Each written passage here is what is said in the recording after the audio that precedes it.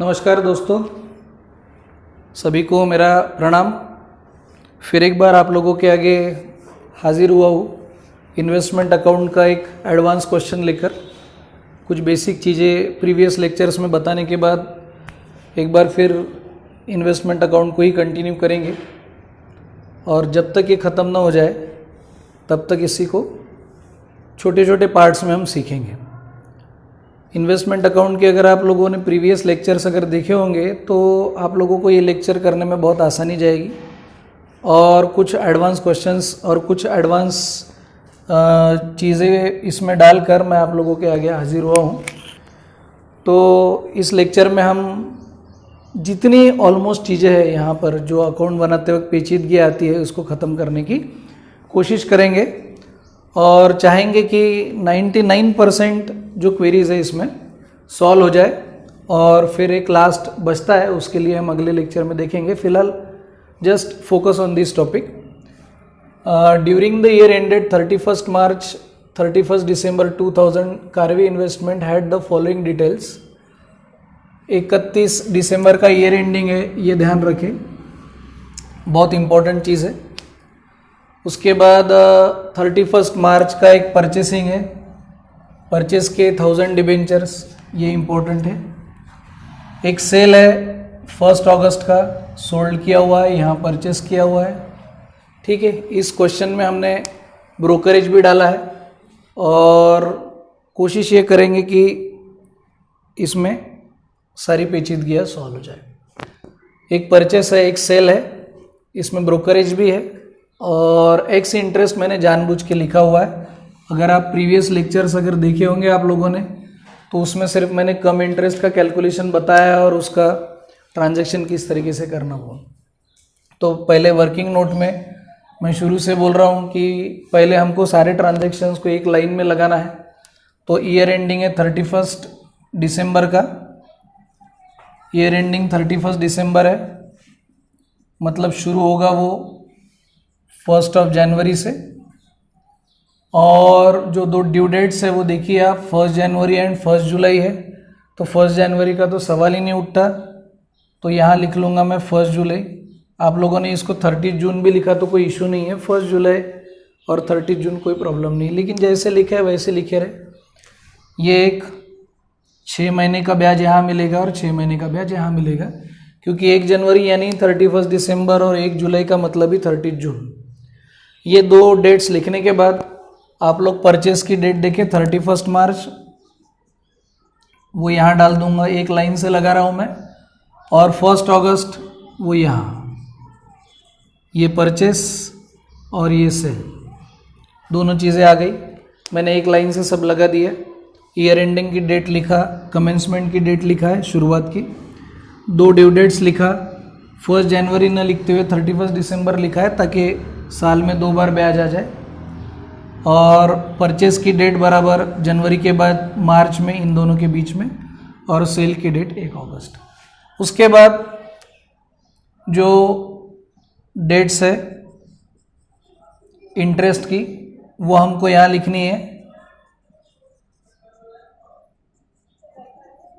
1 जनवरी to 1 जनवरी, आप लोग जुलाई जनवरी जुलाई भी लिख सकते, कोई प्रॉब्लम नहीं है, क्योंकि ये जो लिखा हुआ है ये सिर्फ आप लोगों की सुविधा के लिए लिखा हुआ है कि एक्स इंटरेस्ट और कम इंटरेस्ट किस तरीके से कैलकुलेट किया जाए। प्रीवियस लेक्चर्स में भी मैंने एक्सप्लेन किया, यहाँ दोबारा बताऊँगा आप लोगों को। तो शुरू करते हैं हम। पहला ट्रांजैक्शन जो है वो पहला ट्रांजैक्शन है परचेस का और डेट है 31 मार्च 2007। परचेस का ट्रांजैक्शन है, परचेस का ट्रांजैक्शन है 1000 डिबेंचर्स। फेस वैल्यू हरदम 100 रुपये रहेगी, इट बिकम्स 1 लाख रुपीज़। ये फेस वैल्यू को किसी में इंक्लूड नहीं करना है, अंडरलाइन करके पैक कर दीजिए ताकि इस अमाउंट पे हम इंटरेस्ट और बाकी सब चीज़ें कैलकुलेट कर पाए। ये 1000 डिबेंचर्स खरीदे हुए हैं, आप लोग देखिए 97 रुपीज़ में, तो 97 रुपीज़ का मतलब हुआ 97,000। कम इंटरेस्ट का क्वेश्चन है, आप लोग देखिए यहाँ कम इंटरेस्ट लिखा हुआ है, तो कम इंटरेस्ट यहाँ पे माइनस करेंगे और इस बार इस क्वेश्चन में ब्रोकरेज भी है, ब्रोकरेज 2500, तो ब्रोकरेज मैं यहाँ ऐड कर दूंगा। ब्रोकरेज या स्टैम्प ड्यूटी परचेस करते वक्त प्लस करने हैं, सेल करते वक्त माइनस करने हैं। ये भी मैं प्रीवियस लेक्चर्स में बता चुका। ये 2500 ऐड किया। अब मुझे कम इंटरेस्ट निकालना है। कम इंटरेस्ट निकालने के लिए ये जो मैंने बना के रखे है ये मेरी हेल्प करेगा। ये 31 मार्च को हमको इसमें डालना है। 31 मार्च आएगा यहाँ जनवरी और जुलाई के बीच में, और हमको यहाँ से कैलकुलेट करना है। अगर यही गैप यहाँ आ जाती, ये डेट यहाँ आ जाती, तो मैं यहाँ से गिनता ताकि आप लोगों का एक्स और कम इंटरेस्ट कभी गलत ना हो। तो जनवरी से 31 मार्च मतलब 3 महीने हो गए। तो यहाँ मैं कैलकुलेशन करूँगा। फेस वैल्यू 1 लाख रुपए, रेट ऑफ इंटरेस्ट है 5%, आप लोग देख सकते हैं यहाँ 5% लिखा हुआ है। और कितने महीने का कैलकुलेट करना है, तो 3 महीने का, 3 मंथ्स का कैलकुलेशन मैं यहाँ से माइनस करूँगा। तो 1 लाख के 5% होगा 5000, और 5000 का 3 महीने का होगा 1250, 1250। तो 97 में 2500 प्लस करूँगा और 1250 माइनस करूँगा, और ये अमाउंट हो जाएगी 98,250। तो 98,250 जो बन गया उसको बोलेंगे कैपिटल कॉस्ट। अब अगर आप लोग चाहे तो ये ट्रांजैक्शन को यहाँ डाल सकते हैं, कोई प्रॉब्लम नहीं, लेकिन मैं चाहूँगा कि पहले हम पूरे कैलकुलेशंस कर ले और उसके बाद इन ट्रांजैक्शन को डाल दें। जैसे आपको सुविधाजनक लगे वैसे आप कैलकुलेशन कर सकते हैं। ये मेरा पहला ट्रांजैक्शन ख़त्म हुआ। ये पहला ट्रांजैक्शन ख़त्म होने के बाद go to the second transaction. ये देखिए ये ट्रांजैक्शन कंप्लीट किया। अब मैं यहाँ देखिए मैंने जो एक लाइन से लिख के रखा है उसकी सुविधा इतनी है कि मुझे मालूम है अब मुझे क्या करना है। ये परचेस करने के बाद 1 जुलाई को 6 महीने का ब्याज है। 1 जुलाई को 6 महीने का ब्याज, 1 जुलाई 6 मंथ्स इंटरेस्ट। ये 6 मंथ्स का इंटरेस्ट कैलकुलेट कितने पे करूँगा, जितने मेरे पास डिबेंचर्स है 1 लाख के 5% और 6 मंथ्स का इंटरेस्ट मतलब हो जाएगा 2500। ये हो गया मेरा सेकंड ट्रांजैक्शन। बहुत लोग कन्फ्यूजन में ये रहते हैं कि भाई अभी 3 महीने पहले खरीदा तो 6 महीने का ब्याज कैसे मिला। 6 महीने का ब्याज कंपनी देने वाली है। कंपनी को ये नहीं मालूम कि किसने परचेस किया किसने सेल किया। उनके रजिस्टर में जो भी परचेसर रहेगा, जिस किसी का भी नाम रहेगा, उसको कंपनी 6 महीने का ब्याज देगी, 6 मंथ्स का इंटरेस्ट पे करेगी। तो आप लोग ये ध्यान में रखें कि ये तारीख और ये 6 मंथ्स के इंटरेस्ट से कोई लेन देन नहीं है। आपको जस्ट 6 मंथ्स का इंटरेस्ट यहाँ कैलकुलेट करके लिखना है और बाद में फिर इसको अब अकाउंट में भी डालना है। तो अब मैं तीसरा ट्रांजैक्शन लिखूँगा। तीसरा ट्रांजैक्शन है, आप लोग देखिए यहाँ थर्ड ट्रांजैक्शन है 1 अगस्त का। 1 अगस्त को मैंने सेल किया है। सेल हुआ है यहाँ पर 600 डिबेंचर्स। तो पहले हम फेस वैल्यू निकालेंगे और फेस वैल्यू हो गया 60,000। ये फेस वैल्यू लिखने के बाद ये 600 डिबेंचर्स का कितने में सोल्ड आउट किया है, 99 रुपीज़ में। It becomes 59,000। 59,000 में से कम इंटरेस्ट माइनस करूंगा, लेकिन आप लोग देखिए यहाँ पहली बार आप लोगों के आगे मैं दिखा रहा हूँ एक्स इंटरेस्ट। कम इंटरेस्ट नहीं है, एक्स इंटरेस्ट है। तो कैलकुलेशन वैसे ही करना है जैसे मैंने अभी बताया था, लेकिन एक्स इंटरेस्ट होने की वजह से न प्लस करो न माइनस करो। बस ये कम और एक्स का डिफरेंस है। कम इंटरेस्ट अगर हो तो यहाँ माइनस करना है, एक्स इंटरेस्ट अगर हो तो कैलकुलेट तो ऐसे ही करना है, लेकिन न प्लस करिए न माइनस करिए, उसको अलग लिखिए। ब्रोकरेज है क्या वो देख लेते हैं। ब्रोकरेज है 3600। तो ब्रोकरेज सेल करते वक्त माइनस होता है, ब्रोकरेज और स्टैम्प ड्यूटी, और 3600 में माइनस करके यहाँ बचा होगा 455,400। ये हो गया मेरा सेलिंग प्राइस। अब रहा सवाल एक्स इंटरेस्ट का, तो मैं यहाँ एक्स इंटरेस्ट कैलकुलेट करके दिखा देता हूँ आप लोगों को। और एक्स इंटरेस्ट आएगा 60,000 के 5%।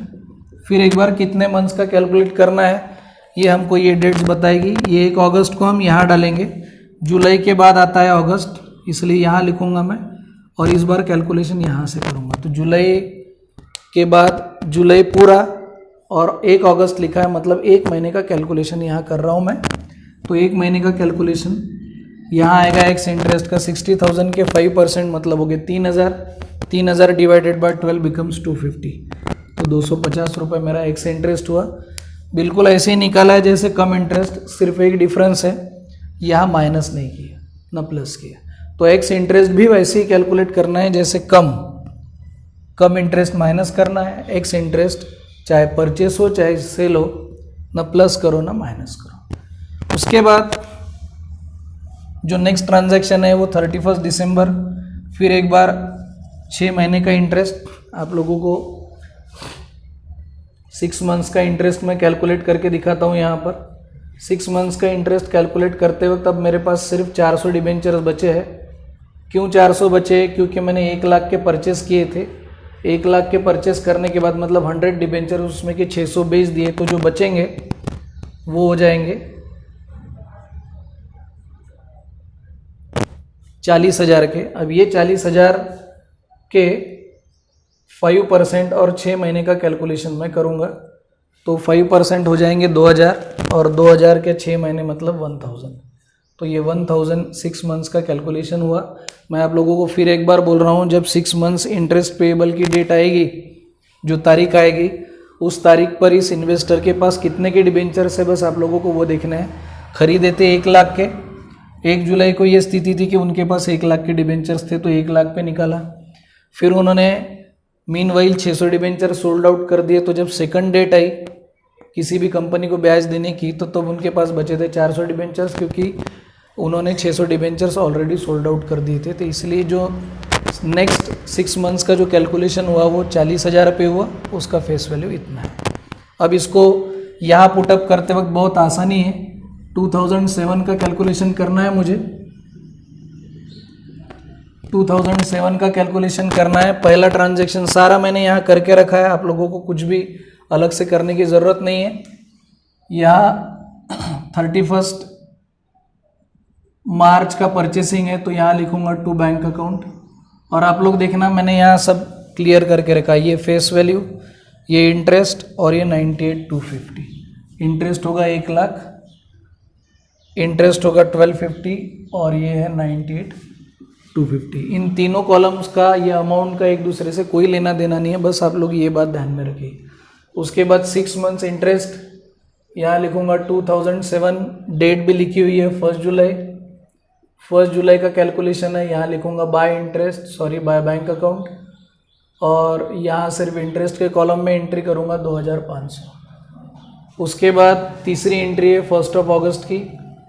1 अगस्त को यहाँ लिखूंगा बाय बैंक अकाउंट। फिर एक बार सेम ट्रांजैक्शन करना है। मैं एक्स इंटरेस्ट कैसे लिख रहा हूँ देखिए, फेस वैल्यू 59,000 हो गई, एक्स इंटरेस्ट लिखूंगा 250 और उसका सेलिंग प्राइस कैपिटल कॉस्ट के कॉलम में 55,400। फिर एक बार 31 दिसंबर को by bank account, next 6 months का इंटरेस्ट, सिर्फ ये इंटरेस्ट के कॉलम में लिखूंगा 1000। इस तरीके से ये करना है आप लोगों को, चाहे कम हो चाहे एक्स हो। और फिर बैलेंसिंग की बात है तो बैलेंसिंग का कोई प्रॉब्लम नहीं है। पहले फर्स्ट कॉलम ले लो, यहाँ 1 लाख रुपए लिखे हैं, 1 लाख रुपीज़ है, सॉरी मैंने यहाँ अमाउंट फेस वैल्यू गलत लिख ली, फेस वैल्यू 60,000 है, 60,000 यहाँ फेस वैल्यू है, इंटरेस्ट है 250 रुपीज़ और सेलिंग प्राइस है 55,400। तो 31 दिसंबर को जब ये अकाउंट क्लोज करने पड़ेंगे, ये अकाउंट बंद करना पड़ेगा, तो पहला कॉलम देखिए 1 लाख, यहाँ है 60,000, मतलब ये हो गए 40,000। मैं लिखूंगा यहाँ by balance carried down. Interest के इसमें आपको देखना होगा कि कौन सा कॉलम भारी है। ये भारी दिख रहा है, ये छोटा दिख रहा है, तो मैं टोटल इधर की पहले करूँगा। ये टोटल 1 लाख हो गई। इसकी टोटल करते वक्त आप लोग देखिए, इसकी टोटल हो रही 3,750, मतलब बैलेंस इधर आएगा और ये आएगा 2,500। तब मैं यहाँ लिखूंगा टू बैलेंस कैरिड डाउन 2,500। जिधर भी आए बैलेंस हम लिख सकते हैं, कोई प्रॉब्लम नहीं। इंटरेस्ट का ये साइड हेवियर है इसलिए बैलेंस इधर आया, ये साइड हेवियर होता तो बैलेंस हम यहाँ लिखते। तीसरे कॉलम का 98,250, यहाँ की टोटल बड़ी आ रही है। 98,250 में से 55,400 माइनस करूँगा तो जो बचेंगे वो 37,150। ये बैलेंस जो है, ये बैलेंस निकालने का 2 से 3 तरीके हैं। अभी मैं सिर्फ बैलेंस लिख रहा हूँ। इसके बाद जब नेक्स्ट फॉरवर्ड स्टेप में आएंगे, क्वेश्चन में लिखा रहेगा average method, FIFO method, LIFO method. तो ये फीफो लिफो का कैलकुलेशन यहाँ किस तरीके से ये अमाउंट आपको दिखाएगा, ये कैलकुलेशन में आप लोगों को ध्यान में रखना है। तो फिलहाल तो मैं यहाँ बैलेंस टोटल करके लिख रहा हूँ, लेकिन अगर आप कुछ और लेक्चर्स अगर अटेंड करेंगे और ध्यान से अगर इसको देखेंगे तो आप गारंटी से वो भी क्वेरी आप लोगों की सॉल्व हो जाएगी। तो आई होप आप लोगों को ये पूरा लेक्चर समझ में आ गया होगा, आप लोगों ने एंजॉय किया होगा और आप लोगों की बहुत सी क्वेरीज, बहुत सी प्रॉब्लम सॉल्व भी हो गई होगी। और अगर आप लोगों को ये वीडियो बहुत अच्छा लगा है तो प्लीज़ मेरा जो चैनल है कनक कॉमर्स इंस्टीट्यूट KCI, उस पर लाइक करें, सब्सक्राइब करें और ज़्यादा से ज़्यादा शेयर करें ताकि मैं आप लोगों की और सेवा कर सकूं। बहुत बहुत धन्यवाद और यही होप करता हूं कि आप लोग स्वस्थ रहे, व्यस्त रहे और मस्त रहे। शुक्रिया।